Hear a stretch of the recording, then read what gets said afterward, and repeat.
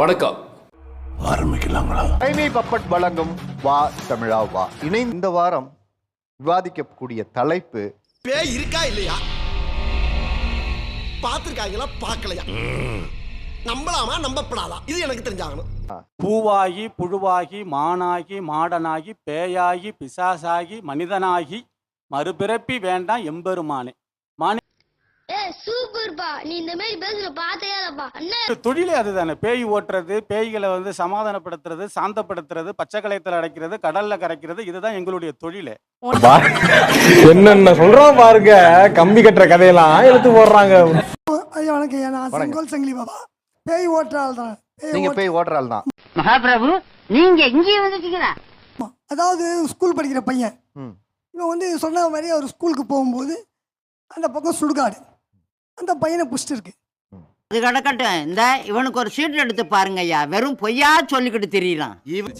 அதுக்கப்புறம் திடீர்னு ஒரு 11 இருக்கு, 11:30க்கு கண்ணை முழிச்சு பார்க்கும் பொழுதுதான் கருப்பு கலர்ல அப்படியே ஒரு உருவம் என் முன்னாடி நின்னுது. அப்படியே அதை நான் பார்த்து ஷாக் ஆயிட்டேன், அப்படியே பயந்துட்டேன். யாரா இவனுங்க, எங்கிந்திரா வந்துக்கிறானுங்க? என் பக்கத்தால என் ஃப்ரெண்டு படுத்துட்டு இருக்கான் குமாருன்னு, அவனை கூப்பிட நான் நினைக்கிறேன், கூ கூ கூ கூ அப்படின்னு கூறும் என் வாயை பொத்திடுச்சு. ஒரு பைத்தியக்கார பைலட் அந்த நாடு மக்களும் மாட்டிட்டு பாடு.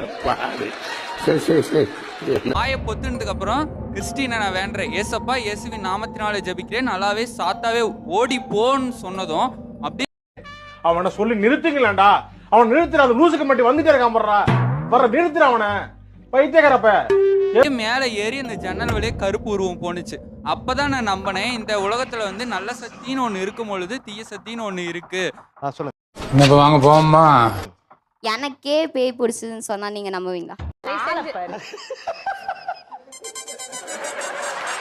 இப்போ பேய் இருக்குன்னு சொன்னா நீங்களா நம்ப மாட்டீங்க. நான் பேய் கூட்டிட்டு தான் வந்திருக்கேன். அது இருக்குமோ, ஒருவேளை இருக்குமோ, இருக்குமோ, ஒருவேளை இருக்குமோ. கண்ணை மூடுங்க எல்லாரும். கண்ணை திறந்துருங்க. நாங்க சொல்ற கதையெல்லாம் உங்களுக்கு பொய்யாதான் இருக்கும். நீங்க ப்ரூவ் பண்ணுங்க அப்படின்னு சொல்லி தான் நீங்க கேட்பீங்க.